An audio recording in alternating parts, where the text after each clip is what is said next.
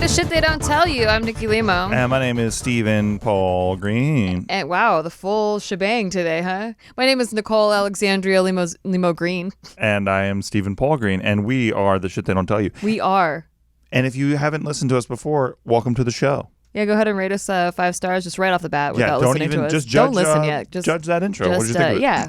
Did you like it? We give you our full names. Please don't stalk us. Thank you. Or do. You can follow us on Instagram at Shit They Don't Tell You and on Twitter at Shit They Don't.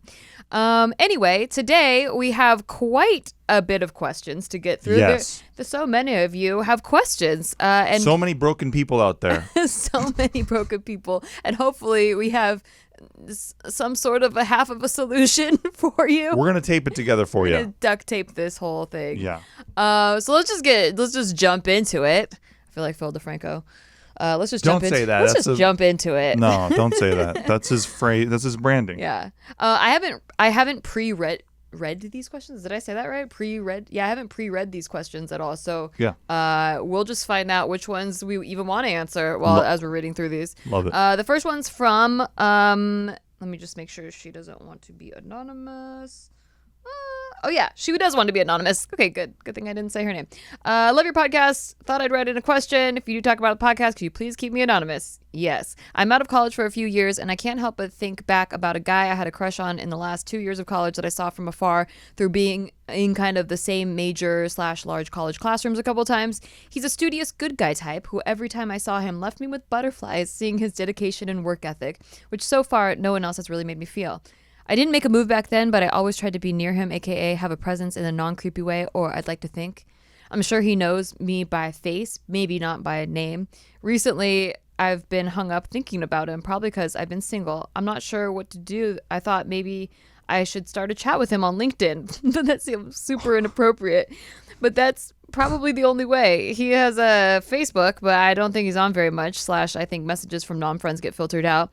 I wanted to ask your opinion. If I should even message him via LinkedIn or Facebook. If I do this and he rejects me, I'd accept it, and there won't be any awkwardness or seeing him because he's also across the state from me.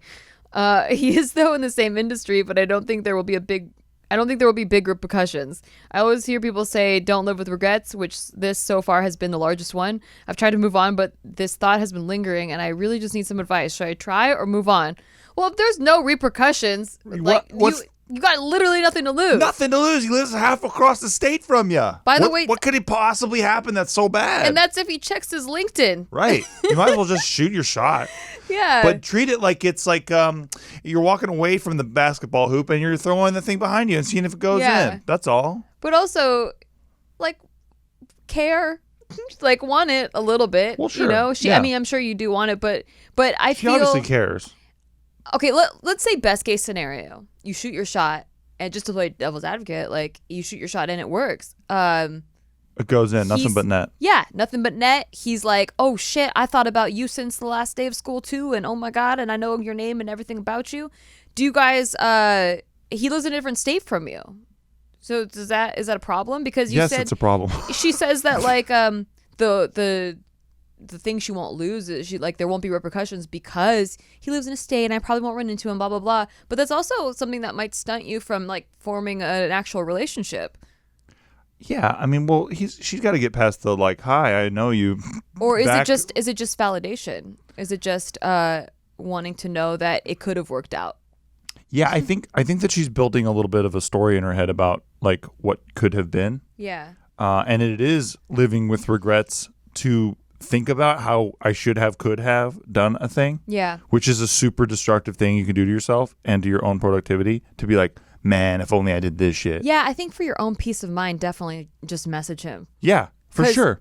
Like you said, you have nothing to lose, and also it's one less thing you have to think about. It's oh, I did what I could.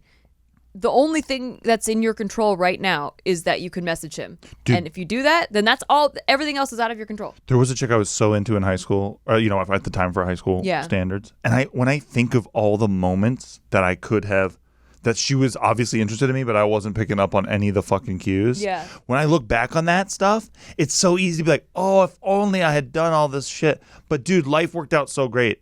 Like, or do you still think about it? I think about it every single day. It sounds like you still I'm thinking about it right now. I know. And you're again, talking I just about did it right again. now. I just did it again. I just did it again. I just did it again. Why would you do this to me? But you know what I mean? Like, I'll find you, girl, from Steve's high school. Nothing hampers productivity in your own life than thinking about what could have happened in the past. If anything, just use it to learn from, right? It's like, okay, the next guy that you see from across the room and he gives you those floaty butterflies like feelings. If I could talk to him. Yeah. Why not? Now you learn from this. Exactly. Hope that helps. Hope he responds back and moves to your state and you get married and have lots of beautiful babies. Maybe he's listening to the show right now. Yeah. Maybe he heard it and he's like, wait a minute, I know who this is. I know exactly. And I'm going to reach out to her via LinkedIn. Yeah. Because that's where people meet. Maybe we're connecting a completely separate couple right now. That they both think that we're talking about them since she's anonymous. That's fun. Yeah. All right, moving on. Hi, Nikki and Steve. Your podcast is arguably my favorite. Oh, we won't argue. Arguably? I know. We won't argue with that. What high praise. I have a question about things we do or habits we have that we don't realize are weird. I can relate. Okay, first of all, I recently found out that I had odd toilet habits. How do I say this delicately? I don't think I swiped my butt correctly. I would pull my balls up, bring my hand through, and swipe from back to front. What? Bart mentioned on a JK News episode that people do it the opposite way, swiping from front to back with their arms behind their back. Apparently, this is the correct way. Also, I do not sit on the toilet seat. Like, I cannot take a dump sitting on it. I have to sit on the toilet bowl. Is this also weird? No, this guy's fucking with us. Yeah, he has to be. Yeah, Now, I was never potty trained and just figured things out as I went, so I wouldn't be too surprised if that was indeed odd. But finding it out via a random YouTube video made me question everything I do. Haha. Have you got a similar experience when you find out that you've been doing certain things the wrong way for a long time? If so, did it make you change that habit? Thank you and love you both. Oh, yes, I think there are many, but you think this guy's fucking with us? I don't know. I used to open door handles with a fork. So you do hold your spoon fucking weird, Steve. I do. You hold That's your true. spoon and your forks. But I've always known that. Like a monster. You know how many people have tried to correct me? Like a caveman. You know how people have tried to correct me through the years? Yeah. And guess how many people succeeded? Not succeeded, but I will continue to shame you. Go ahead. You can try. I'll continue. Listen, I'm a fan of shaming as a way to correct people. Yeah.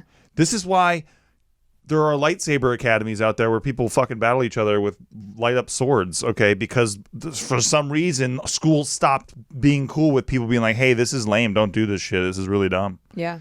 You know what I'm saying? And now that's called bullying. So I think there's a value to doing that and to you telling me I eat like a caveman. It's very unsexy when you hold your fork like that. Is it? Yeah.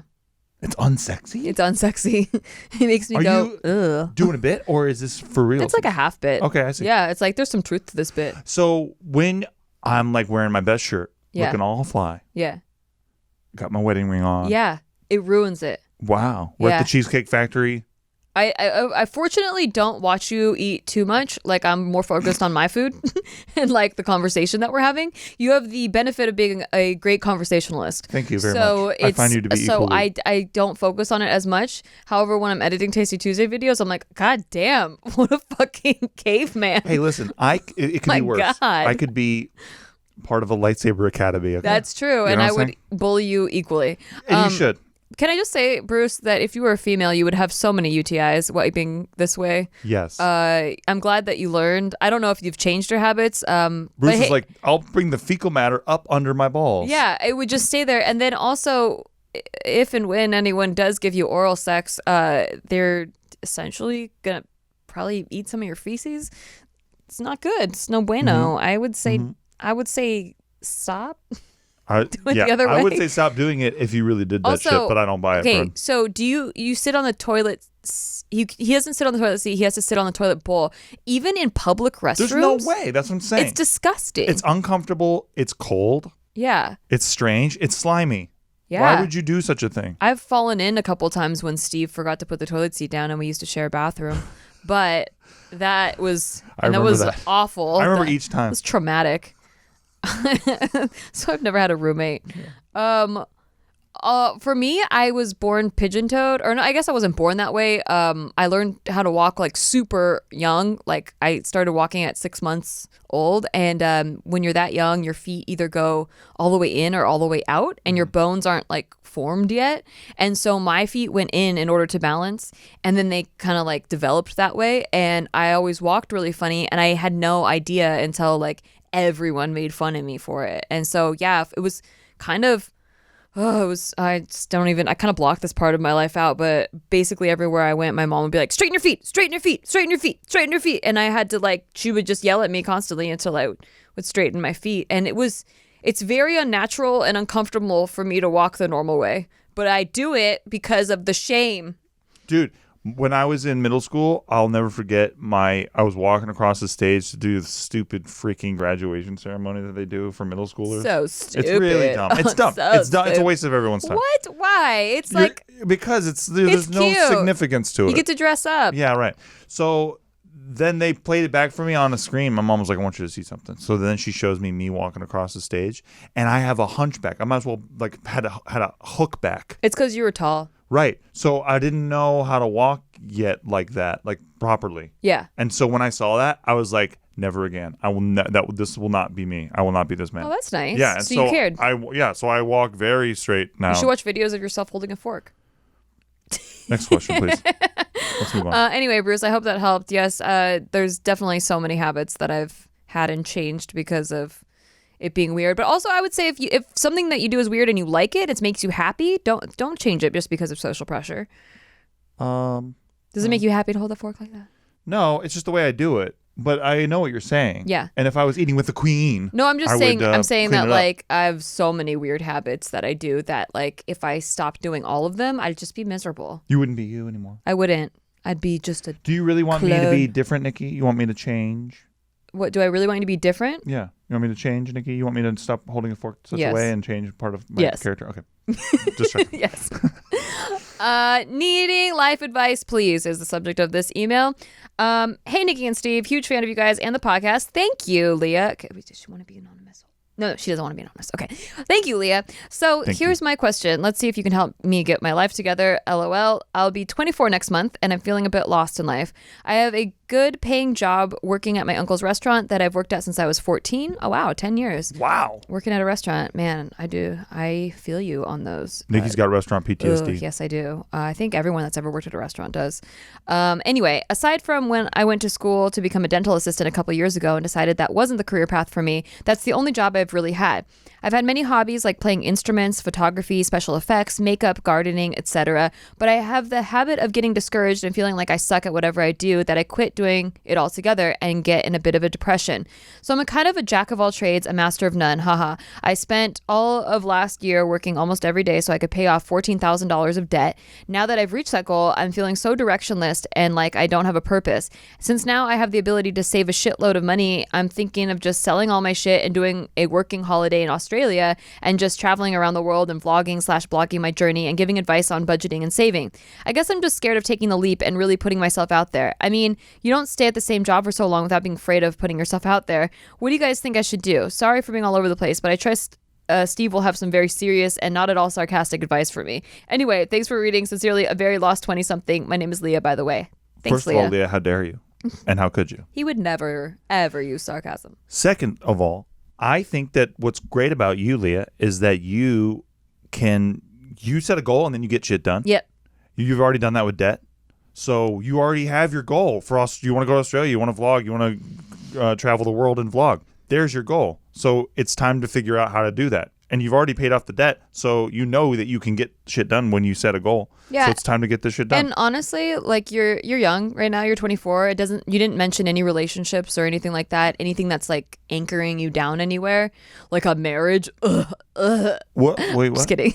Or a dog. Yeah, a dog or any pets or anything. So yeah, I would say see the world, man. Like travel, do all that stuff. I think.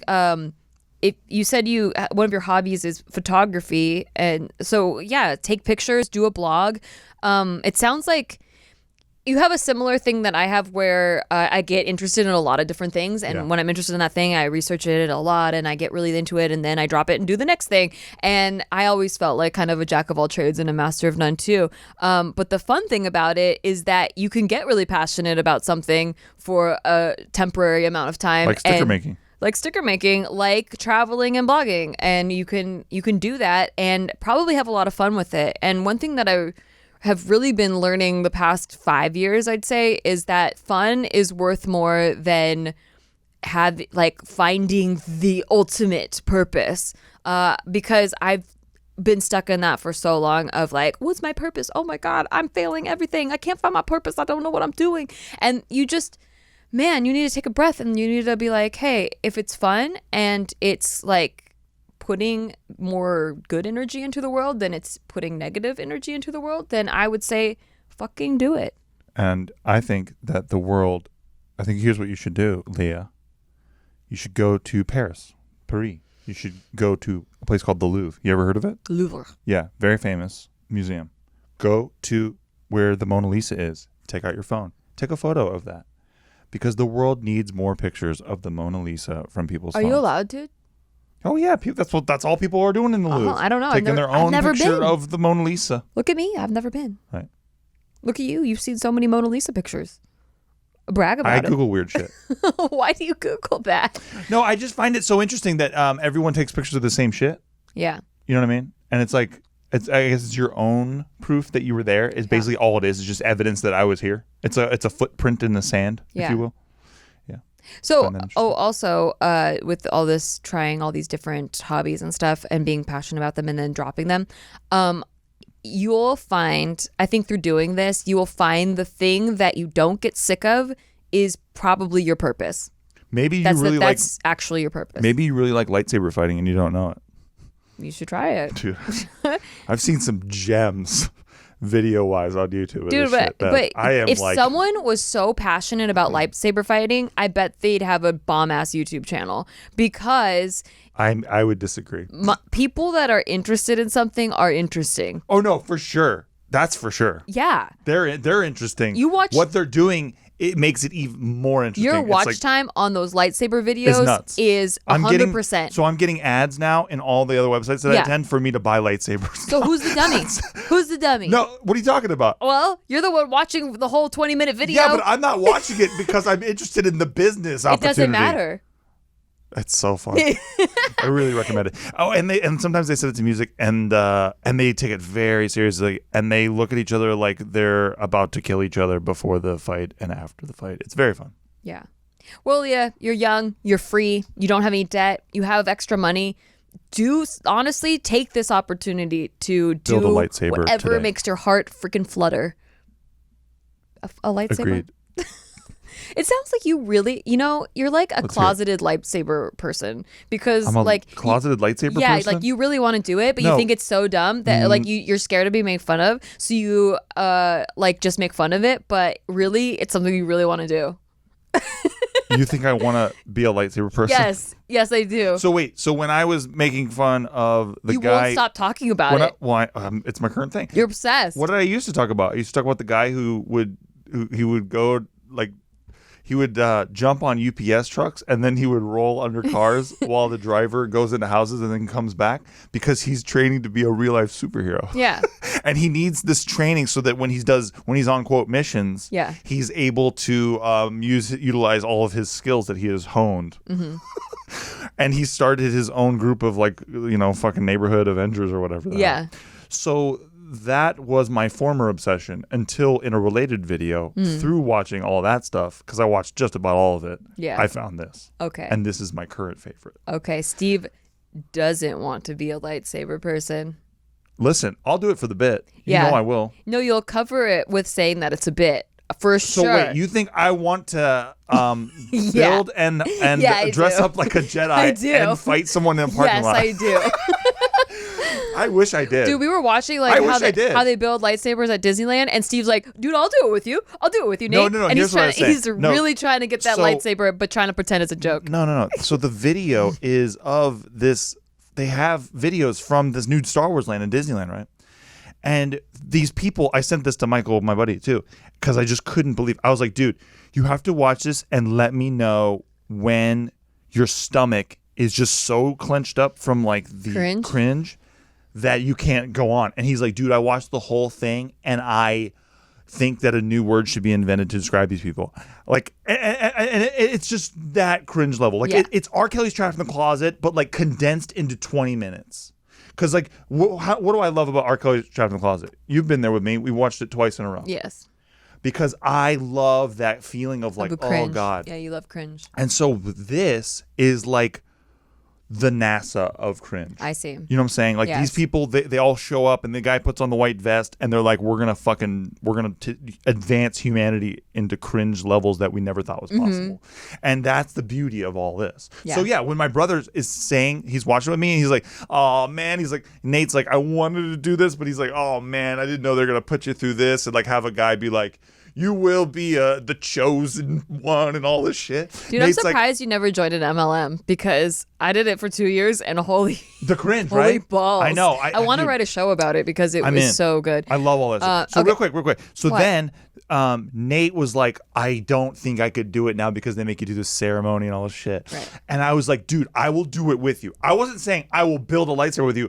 They let you stand behind the person. I will stand behind Nate and fucking be in the room for the cringe. Okay. And you better believe I'm a fan of that. Sorry for accusing you. I'm first in the line. I should keep my opinions to myself. Anyway, next question. Marriage advice for a husband with no friends. Hey, Nikki, before I get this started, you're literally my favorite person in the world. Oh my God. Thank you, Bert. I hope your mom doesn't see this. That's weird. Your transparency really makes me, and I'm sure the rest of us Limo riders, as I call us. No. That's cute. No. Fall in love with you. And Steve's just a hottie, so his looks are why I love him. LOL. Anyway. What a sarcastic fuck. I'm 26 and have been with my beautiful wife since we were 14. Well, as of late, attention from her has been hard to come by, to the point where I've belittled myself to practically being her little butler boy with hopes in earning attention I've gotten in earlier years. Although I know a long-lasting relationship has its highs and lows, I've tried to talk to her, but just getting her to look at me and off her phone has becoming increasingly. Off her phone? Yeah, to look at him and not her phone. Oh, off her phone. Yeah, I see. Yeah, and off of her phone is becoming increasingly frustrating. I love this woman down to the bone, and the last thing I want is for us not to last. Coming from someone who is married, how do you think I can rekindle her love for me? Signed, your super cool fan from Texas, Albert. Oh, Albert, this breaks my heart. Like, honestly breaks my heart because I think that there are, like, periods of the day when I do this to Steve, but never, like, a long-term time. It's usually, like, when I'm really fucking busy and he's, like, in lovey-dovey mode, and I'm like, I can't pause my brain to be in love mode and then switch back to busy mode. I have to just, like, stay in busy mode or else it's gonna, like, interrupt everything. Because I could just easily slip into let's fuck everything and just watch Netflix and have sex and stuff. That sounds tight. Yeah. But, like, so I have to stay extremely focused, and then sometimes he tries to interrupt me and be like, I love you so much, and I'm like, fuck off right now. It's a nightmare. Yeah, so I definitely do that, and I've been cold to him throughout the day, but not for a long period of time. No, not for days at a time. Yeah, not for, like, days and years. It's just there are particular moments of particular days. No, look, I mean... and that's because we work from home and we work together. So, if I left home and went to a job, I would be able to stay on task and then come home and have lovey-dovey time and there'd be a separation. But since we're both at home, it's very hard to, like, see that line when it's happening. Yes. But yeah, anyway, let's help you out. And a lot of my stuff can be put down and Nikki's stuff is schedule-based, so it's just we just have different mine's very schedules. timeline oriented, deadline oriented, stress full to the full degree extremely oriented. I try to do, like, mindfulness shit, so sometimes it looks like I'm not busy because I'm trying to, like, undo the stress, but then that's also a part that needs to happen. Sure. But yeah, let's talk about not having attention for years, because I feel really bad. I mean, I assume he's talked to her about this at some point. Yes. I think that's the first step. If you have not already tried to communicate this, you should definitely, like, have a conversation and not like offhandedly when she's on her phone, like, try to tell her, but say, like, hey, I need to talk to you about something. It's really important. When do you have time? And make sure you have her full attention when you do bring this up. And you could also do a little bit. You're like, when do you think you'll have time when you're not on your phone? Don't do that'd what? be nice. Yeah, no, attack her while you're asking for time. Yeah, attack her. Or you could just text it to her because then she'll probably see it. What do you think of that? I don't know. I guess I have to do that sometimes. I email you because you're always on your computer. See, that works. Yeah. So how would you, if you were in this situation? Confrontation. You have to say how you feel. Yeah. You always. And then if they're not willing to show any sort of movement or improvement, then you got to bring it back up, and that sucks. I would look at your sex life too, because I find the times when I'm like most coldest to Steve, and this is so subconscious, but until I realized that we hadn't had sex in a while. Yeah. But I feel like I am colder when if it's been a week, you're colder for sure. Yeah, and it's weird because sex would solve it, but also I don't want to have sex because I feel cold, I feel distant, I feel like not as connected because we haven't had sex, but also like the sex is what fixes it. Yes, so always. I would also like look at your sex life and maybe try to have like a romantic date. Try to schedule. We try to do a date night once a week, and it's really good for resetting any work stuff, busy stuff, distraction stuff. It's really good for us to like have a time where there's no phones and we just enjoy each other's company for like 2 hours. Yeah.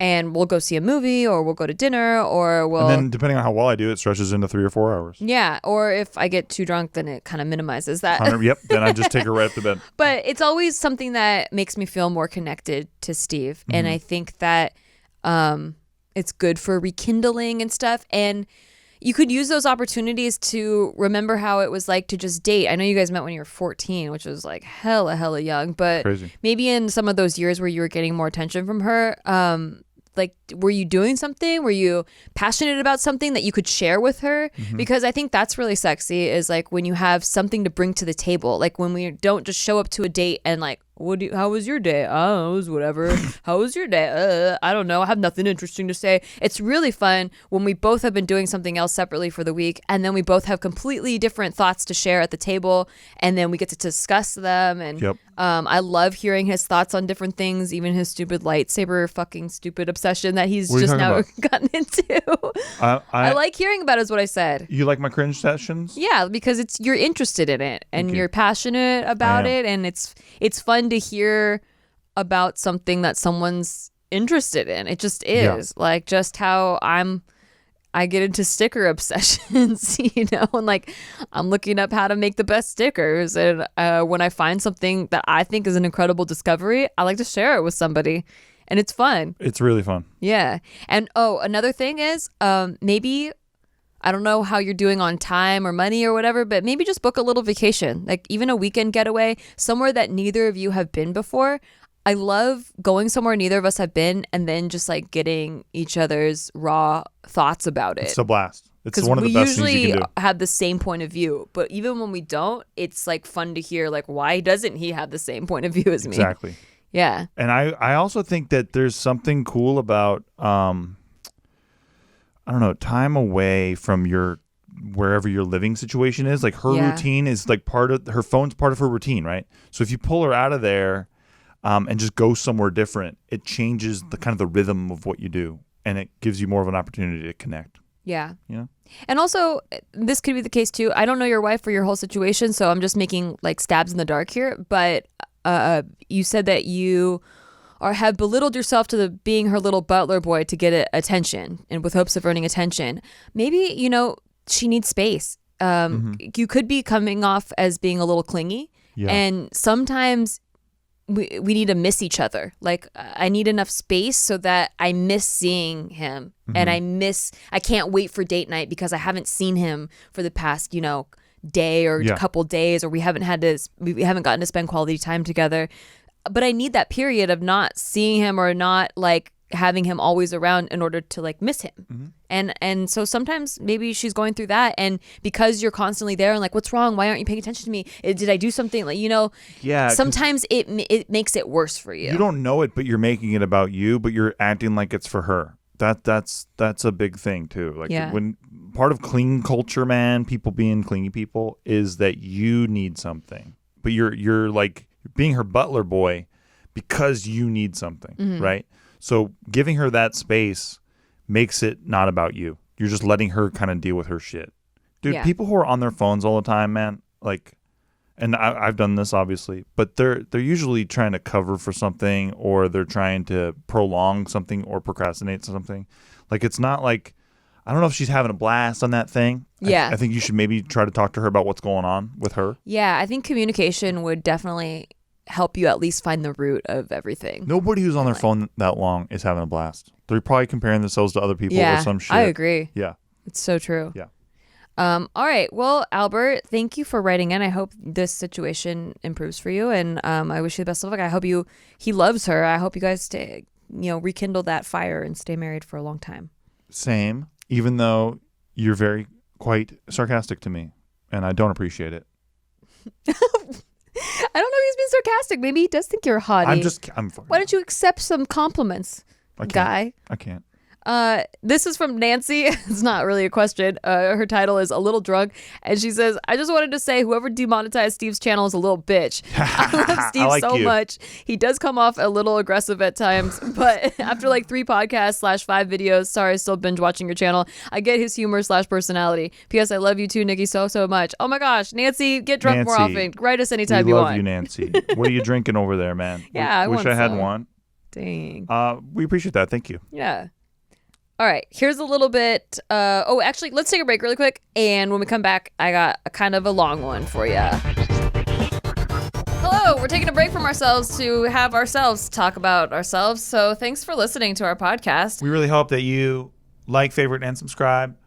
But most importantly, you give us 5 stars on the podcast app that you are on, and give us a cool review if you like it, because we like you and we hope you like us. But even if you don't, just give us 5 stars anyway, because we need it. You sound so desperate. No, listen, we really need it. You sound so look, maybe desperate. Look, it's a tough time out there for podcasters. Please help my husband. He's very sad. If we don't get 5 stars, dude, you don't even know what's gonna come down on me, man. I owe money. Listen, okay. I'm in deep, dude. I gamble. Okay, no. We're done. I need to win. Thank you for listening. We hope you like this. We really appreciate your ears listening to this. I'm going back to the tables tonight. I'm going to get our money back. No, you're not. No, I'm going to get it back. Not. Okay. I swear. That's enough. Enough out of you. Hello, we're back. And this is kind of a long one from someone who would like to remain anonymous, but I think it might help people just from the brief intro that I've read. We'll call you long-winded. Yes. To help. Hi, long-winded. Thanks so much for your time, love. Sure they don't tell you. I always try my best to catch Tasty Tuesdays. Oh, thank you. You guys are honestly so inspiring, and just listening to how genuine you guys sound when answering these questions inspired me to ask you guys for help. Wow, thank you. Wow. I'm glad we sound genuine. We are genuine, especially when I tell Steve he should change the way he holds a fork. But this is going to be long. I'm pouring my heart out because I feel trapped. I'm 21, and I feel like a complete loser. 5 years ago, I got out of my first relationship that was 5 years long. Oh, 5 years ago. Whoa. 5 years long. Relationship was 5 years. The relationship started 10 years ago. So it started when you were 11? Wait. Read that again. Okay, he's 21. He feels like a complete loser. 5 years ago, I got out of my first relationship that was 5 years long. So that's 10 total years. Wow. So so you started dating when you were 11. Pretty sick. I don't know if I would... That's a cute starter relationship. I don't think you should base your feelings off of that, but let's continue. Okay. Long story short, we were doing long distance after our 5th year and she cheated on me. What sucks that acquaintances were telling me she cheated way before she admitted to it. After the first year of our breakup, I went into a depressive episode. As a kid, I never really tried in school, and I was always a shy kid, always trying my best to avoid people. When I started dating her, I was through the moon. I was young and awkward as fuck, but over time, I opened up and started being more involved in my school. I ran for class offices, joined clubs, tried to meet new people. What kind of sucked, though, is our relationship continued as our relationship continued, our roles switched. I was once the awkward one and overly attached to it being her being that way. I couldn't be the outgoing person that I just now started to become, because all she wanted was me and only me. I was for sure in love, and she was the love of my life. Of course I'm going to think that way. I'm young, stupid, and she was my first. So I became the dude who ghosted all his friends to spend as much time as possible with her. I was about to graduate high school and leave her behind. Ever since my depressive episode, which I honestly never expected to happen, I was so numb to the world. I felt like a ghost in a shell. I wanted to harm myself just as a reminder that I could feel things. I get that. I finally got out of that. I somewhat feel myself after a few years, but I know a part of me has died somewhere. It's kind of scary. I used to remember everything that happened before, and now I remember all the little things, like all the dates we've had to the time I was a kid who was afraid of people. Now I can barely remember them. I knew how I was before, but it's all blurry now, as if none of those things ever happened. And I've been reverting back to that scared kid who sits in his rooms, beating myself up for small talks. For just small talks I tried to have with people because I was so awkward. It reminds me of Nikki told the story of how her dad would get mad at her for doing stupid things and how she became like that. My dad is the same way because I guess what? He's also Filipino. That makes sense. But not only am I struggling to find my footing with making new friends and meeting new people, I can't get anything done in school. I try to get stuff done, but I just don't want to do it. I'm scared of something and I just keep running away. I failed so many college courses just because I didn't show up or didn't do the work. I'm in so much debt and on the verge of getting kicked out of school. I'm in the cycle where this semester is going to be different and I fail a class or I get an academic probation. I need to push myself. I know it, but I just can't seem to do it. I guess my question is, how do you keep those things from the past haunting you and allowing yourself not to let your thoughts and emotions control you? I really just need to get out of the cycle if I'm going to do it. This is the time, and just being back to square one and being like, how come you didn't push yourself and do the things you said you were going to do? I think a lot of people do this to themselves. Yeah. I was actually just talking to a friend about this last night because she feels like she made a lot of mistakes with her life, and she holds all those mistakes against herself. And it's so hard. It's such easy advice to give, but you really are only who you are today and who you are tomorrow. Like everything that you've done up until this point, you have zero control over. So it's really frivolous to try to sit there and go, man, when I was like this, I was so sick. When I was like that, that was the best time. You know what I mean? It doesn't help. It's not going to help you do anything. It's just going to make you regret things.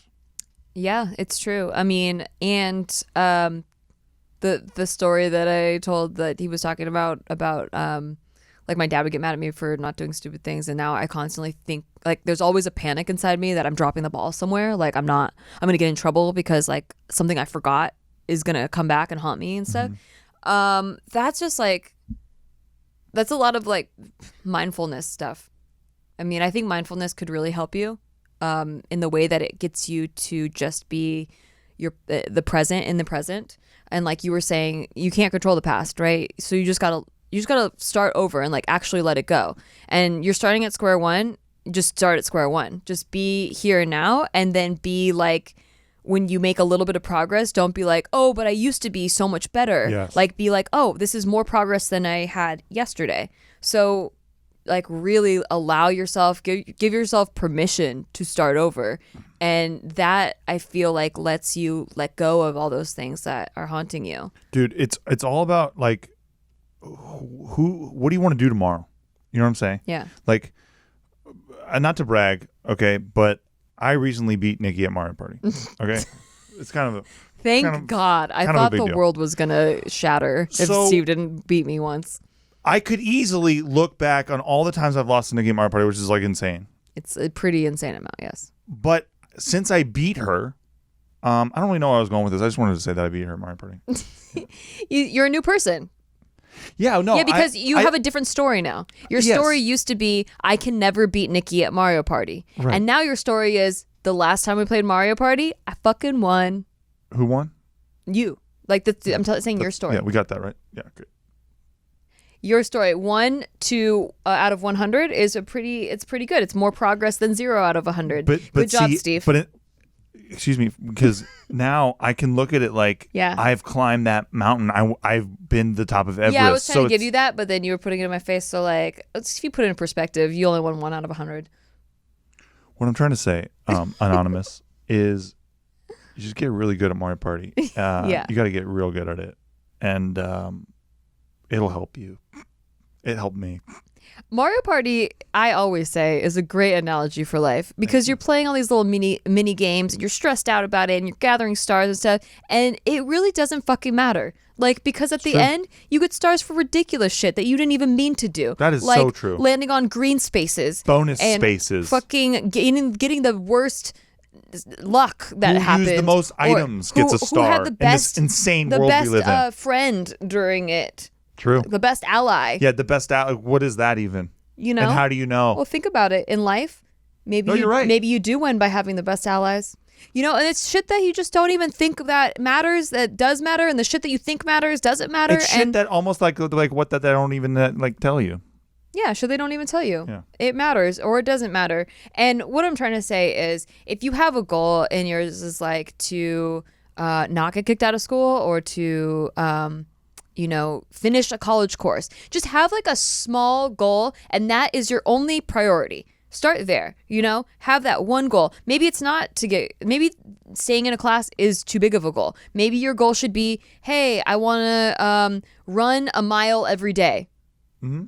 Just do that. Just focus on that one thing. And when you are able to accomplish that, you build confidence a little by little and you gain trust with yourself. Because what happens when you continually make promises to yourself and you don't follow through on them is you start not trusting yourself, as you would any other person who made promises to you and didn't fulfill them. So what you need to do is make little tiny promises to yourself that you can fulfill, and then you fulfill them, and it starts to build that trust again and that confidence that you can do that. Dude, and then you can do bigger things. Go to Target, $1, buy a fucking little planner, and then write down what you're doing tomorrow. And just keep on writing down what you're doing tomorrow. I use sticky notes on my computer, and that's free. So, but like having accountability for yourself, like what I need to do, it really is just the beginning building block to getting shit done. And knowing what you do the minute you wake up, knowing what you need to do. I also, back in the day, I would have like let's say a monthly goal, right? And then each day, and I have weekly goals or whatever to hit those monthly goals. And then each day, instead of writing a to-do list, which would stress me out and give me anxiety, because if I didn't check off everything on the list, then I felt like a failure. I would write after the day was over, what did I do to achieve those goals? Mm-hmm. So it wasn't accountability still, but it was like, what things did I do that day? So I would try to do as many things as I could that day. So at the end of the day, knowing I could write all those things down and be like, I did this today, and I sent in my headshots, and I did blah, blah, blah, got my demo reel done, made an appointment with the dentist. I wrote all of those things down, and that actually built my self-esteem up more than a to-do list where I couldn't check off all the boxes. Dude, so past couple weeks I've been working on budgeting a movie, and hit a huge setback this past couple days because the budget is just way too high for the script that we wrote. The budget's too damn high. It's too damn high, and we wrote it to be very small. So it's one of those things where it's like you could just throw your hands up and be like, fuck, like we fucked up. But instead of that, everyone's attitude in this group of guys that I'm working with, everyone's like, how can we figure out like how to fix this and how to do it right? Yeah. Instead of just being like, damn, we fucked up. It's like, okay, now we know where the wall is. Now how do we, work around it? Mm-hmm. You know what I mean? That's great. Yeah. No, I love that. So, hopefully this helps you. Hopefully, just start small. Start small and don't beat yourself up, especially not about the past and things that you can't control. And don't buy any Mario Party before the Mario Party 7 or Nintendo 64 Wait, Mario what? Parties. What? Nintendo 64 Mario Parties are the best. Yeah, but you can't buy those anymore like easily. Well, you don't say don't buy them. Well, no, but I'm saying the new Mario Party is the best one, and don't buy the previous Mario Party. Oh, wow. You think the new Mario Party is the best one? I do. I have some qualms. I think Mario Party 3 for N64 is the best one. Well, they had more lands. I do like that they I had like more how lands. they have more lands. I like that a lot. I like that quite a bit. And I like that you could duel. Anyway, I have much true. to say about Mario Party. Okay. But next question. So this, I don't know if they want to be anonymous. They didn't say, so we'll just keep it that way for now. Hi guys, writing this in the hopes that I get some mom and dad wisdom to the next time you do a Q&A. I'm guessing you're from the UK, mum. I'm 24 years old, turning 25 this year. Oof. Tender. Have I talked about how 25 is the worst year on this podcast Don't yet? say that. She's asking for advice already. Well, I would have liked to have been prepped. I would have liked to have known. Oh my God. This year is going to suck. Do you know, like in some countries, they take a gap year at 25 because it just straight up sucks it's for like everybody. the number 13 at a hotel? Yeah. It just straight up sucks for everybody. No 13th floor, no 13th No. floor? If you had a great year 25, let us know in a comment, because I have not yet met any one person who had a great year 25. The problem is I can't differentiate the years. I don't know. Well, you're too old now. I don't know what memory is tied At to 26, 25. you should have done this, but whatever. Okay. I'm 24 years old, turning 25 this year, and I'm struggling with loneliness. Strap in, 25. 6 months ago. Dude. Sorry.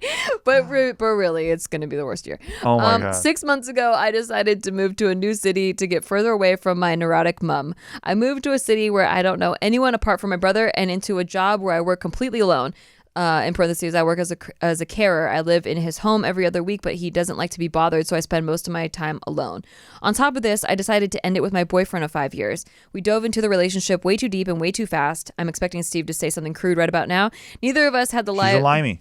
She's for sure a limey. Had lives of our own, and by the end of it, we had built up a good amount of resentment for each other as a result. It was a codependent relationship. Since these two things have happened, I have felt more anxious and alone than ever. I lost most of my friendships during my relationship, but I couldn't stay at home to rectify that because my mental health was getting worse with having my mom always be around. I can't believe the path my life has taken, and I never saw myself being in this position. I imagined at this point in my life that I'd have a solid group of friends, a stable career, and have a strong sense of self, but none of those things are true for me right now. I've tried meetup sites, but I have such low self-esteem that I end up being extremely reserved and make people feel uneasy. I see a therapist too, but with nothing going on in my life, it's hard to have anything to discuss and work on. I guess my question is this. You guys seem like you have such a strong idea of who you are, and you attract people because of that confidence. You also really just seem like you don't give a fuck. Is that something you've always found was easy, or is it something you had to work at? I'd love to know if you have any advice for a person starting over and trying to make it on her own. So this ended up being long. I really tried to narrow it down. I hope you answer, but honestly, it was cathartic for me to just write it. That good. No pressure. That's great. I love you guys, and thanks for always making me smile. Jazzy. Okay. Jazzy, you're a carer from the UK. Yes, a carer. Here's some advice from mom and dad. Yeah. Okay, so first of all, like I said, 25, fucking worst year of my life. She's not 25 yet. What? I know, but she says that she expected to be in a different place at this time. Okay. And what I'm saying is that so did I. What you're saying is you only got further down to go. Excuse me. Okay. Excuse me. Let's try it. At 25, I 100% feel you, because you thought at this point in her life that she'd have a solid group of friends, a stable career, a strong sense of self. I thought all of those things too. I think everybody does. And I think very few people at 25 actually have those things. I think we thought that it was going to be that way because of the shows you watch on TV where everyone seems to have their life together at 25, or like your parents being older and like when they were your age, they had, kids and they were married and whatever it is. I think that we have a social pressure from the media that we consumed and the way that things used to be, and it's not necessarily the case now. I think we live in in a different time, and I think that it's okay to not know at that age. You're still very young. Yeah, you're not broken. Yeah. That's my main thing, is nothing that you said in there is broken to me. I think that you're just a person like so many others who is unsure of where they're at right now. Yeah, and it's amplified by feeling lonely because you don't have anyone to bounce it off of. So you think, I must be the failure. I must be the broken one. I must be the only one feeling this way. And I will tell you right now, you are so not. I think, in fact, those middle 20 years are probably the hardest because you're years away from college. Like college was over years ago, but you haven't figured out your life yet, and you're going to be 30 soon, and oh my God, everything ends at 30. And so you have this enormous pressure that you put on yourself to have to figure it out now because you have to, because you're old now, you're an adult, and adults should know these things, and they don't. No, they don't. They don't. And there is not really a lot of guidance, which is why we started this podcast, where it's like, man, I wish someone would have told me this stuff when I was going through it. At 24 going into 25, I gotten laid off my restaurant job. I got sued by my talent manager. I had no money. I was $10,000 in debt, and I got into a car accident where I didn't have my car. And it was honestly the worst year ever, but also just that period of time, I felt like I thought I would be so successful and have like a career and be like probably married and like talking about having kids and like all this stuff would happen. And instead I was in the worst position I'd ever been in my entire life. I was so lonely. I went through a breakup of 2 years and like you, didn't have very many friends because of that relationship and because of the relationship I had with my manager that sued me. He didn't want me to have any friends because he wanted me to focus on work, and he was just very like fucking oppressive person. But yeah, so it was completely the opposite of where I thought I'd be, and that made me feel like such a failure. But then within a few years, everything completely turned around, and that's just because you can rebuild and you can reinvent yourself and you can decide what's important to you now, which may be completely different to what was important to you back then when you set these standards for where you should have been by now, and things change and you can reprioritize your life that way and just rebuild from the bottom, which is sometimes good. It's just like good to clear the whole slate and just start over. I agree. Yeah, I think you're not broken, and everyone goes through this kind of thing. And it's not to minimize what you're going through. I'm just saying that you're not alone. Yeah, and it gets better. And there's more people who feel like this than don't. I mean, even at the top, man, there's people who are shit shows that I know who are multimillionaires, and they're complete and utter emotional nightmares, and like their lives are terrible. So, and I wouldn't wish what they have on anybody except for maybe their bank account. So it's just one of those things where, you always can look in the car next to you and go, man, they got it good, and I'm maybe heading the wrong direction, but nobody really knows where they're going. Nah. Also, I think everybody should be alone for like a year of their life. Like live alone, get to know yourself, get to like you. Yeah. Because you said you've tried to go to meetup sites, but you have such low self-esteem and you end up being extremely reserved and people feel uneasy. It's because you don't like you. You got to build something up in yourself that is the center of your confidence. Yeah. And something that makes you happy that that you can go home to. I also think that's the sense of home, building that sense of home, that the thing that makes you feel safe and like supportive, that you can go out and have an awkward time and be like, man, that was really embarrassing. But then you get to go home and that's like a safe place for you. I think that is something that you build by being alone. There's a lot of good that comes from being alone that you can discover. So, good luck to you. I know it's fucking easy for me to say on the other side of things, but I really feel like you'll find it. And I feel like if you just accept what is, like, and don't go like, oh no, I should have been this or I should have been that. No, you're not that. So just accept what is, what's and you have right now. A lot to look forward to. Yeah. But not after 25. Next year. After 25. I think we've been very clear on that. But I think you need 25 in order to have a great 26. So look forward to 2 years from now. Good luck. Thanks. No, not 2 years. 1 year. She's about to turn 25. Year and whatever months. Yeah. Okay. Well. Good luck to you then. Yeah. Good luck to you then. But you'll find it through. Don't write us till then, though. Shut up. Next question. All right. Hey, Nikki, Steve, I'm 23 years old and just went through a breakup with my boyfriend of 4 years. Oh, I'm sorry. I thought we would get married and be together longer. We always talked about our future, but it all came to an end about 3 weeks ago. I know I should move on because he is, but how do I feel better and get over him and stop crying? Love, a brokenhearted girl. Girl, you just need to cry it out. Like, don't tell yourself to stop crying. Like, cry until there are no more tears left. Don't be alone. Whoever you have around you that you can lean on, you should lean on them, and because it helps. Like those couple nights when you're sitting there or when you're laying there alone and you're looking at the ceiling and it's all dark in your place and there's nobody else there. Like that can be pretty nuts. So, your mom, your dad, whoever, brother, sister, friend, anybody that you can go out with or do anything with, just try to be active and go somewhere and do something. Yeah, that and also if you are going to be in solitude, exercise. Like go for a run, join an exercise class. Yes. Go to like a show alone. I know that sounds weird, but like there's something thrilling about going to a show alone. Like going. What show? Like a live show, like a concert or an improv show, like or a stand-up show, or I I guess you could see a movie alone. That's not as fun for me. Yeah. But like going somewhere alone where nobody knows who I am and I can just enjoy something and be alone. I don't know. There's something weird. It's like it opens up a different side of you. But yeah, fuck. You're going through a loss. You still care. They don't care. It hurts a lot. Cry it out, man. Cry it out. Watch feel good Netflix shows. Watch The Office. Yeah, work on yourself too, man.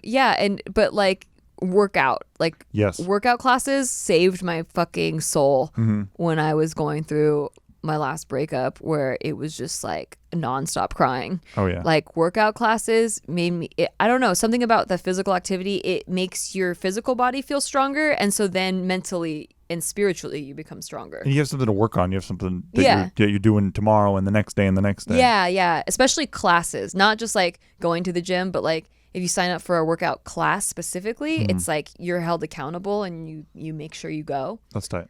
I would go to ones that like I paid ahead of time so that if I didn't go, it's like I lost those $10 or whatever. Yeah. But yeah, I hope you feel better soon. Watch the movie Swingers. Brokenhearted girl. The movie Swingers is a great one for I haven't seen that yet. breakups. It's a great film. Oh, all right. Next question. We have let me see. I don't know if she wants to stay anonymous. Okay, next question. Sup, guys? I'm having roommate problems. I'm 21-year-old female living in an apartment complex close to campus I attend. I have 2 roommates, one that I've known essentially my whole life. Let's call her Katie. And another one who is a new friend of Katie's. Let's call the new friend Jennifer. Katie and I have tried asking nicely and hinting at things with her, like about dishes and eating our food without repaying. Let's call the new friend bitch. Yeah, without repaying us. But she never really listened to what we were saying. She's recently started dating a boy for around 4 months now. He was over for 14 days straight, which included finals week. Holy. They are really loud and obnoxious people. So Katie and I finally had a sit-down conversations with the noise while we were trying to sleep. She invited friends over the next day and they stayed till 2 a.m. The boyfriend then started hanging out at our apartment without Jennifer. That's when Katie and I just couldn't take it any longer. We confronted Jennifer about this and she was so offended and she says she doesn't care about us. Then we had a final conversation 2 days ago about who needs to move out and then and she said, "You are mean people. I don't deserve to be treated like this. Get the fuck out of my life," and so forth. She kept contradicting herself the entire conversation, and I've just given up on trying to communicate with her. I'm currently waiting on Katie to be able to clear things with her parents so she can move out with me. The thing that's bothering me the most, though, is not her inappropriate and immature behavior, but personally in general. Her personality in general. I feel like I have tried really hard to be a good friend and support her, but she flat out doesn't like me at all. And she even said that. And she just had this entire negative vibe to her. I'm just having a hard time dealing with these feelings of frustration because she is just going to have the same issues with the next new roommates. Her roommates from last year kicked her out too. She has a history of being uncooperative.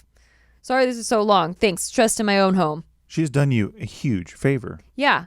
She let you know that she sucks as a friend. That's so kick-ass, dude. Well, and also, this isn't the friend that she's known her whole life. This is this new friend of a friend. Fuck that girl. Easy. You're never, literally, you'll never see her again. People don't have to like you in this world. Trust me. You'll be fine. Yeah, and I think this is actually a great lesson for you, that you're going to have to deal with people that fucking suck, and then you kind of have to figure out what your solution of going around those people are, or dealing with those people. What you're doing is what this girl has no capability of doing. You get in an argument with somebody and then they say they don't like you and you're like, what did I do wrong? How did I earn this? Yeah. She's looking at you going, I don't like you, bitch. I don't fucking like I'm you. good, fuck you. I shouldn't be treated like this. I had friends over till 2, so what? At least I didn't have friends over till 3, bitch. But I could have. You know what I mean? Like, she doesn't take accountability for anything. And she says she doesn't care about and you guys. You overtake accountability for the way people feel about you.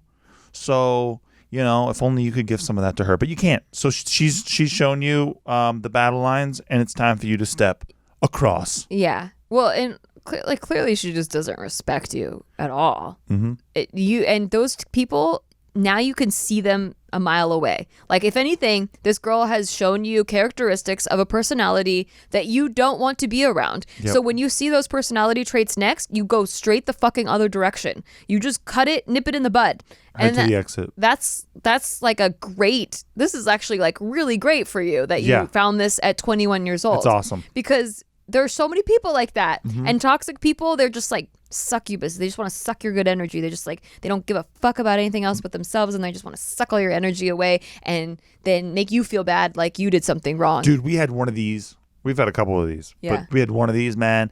And shaking that off was one of the greatest feelings Yeah. I think we've ever had. I don't know which person you're talking about, but I agree. A friend of ours started a rumor about that we said some shit about friends of ours.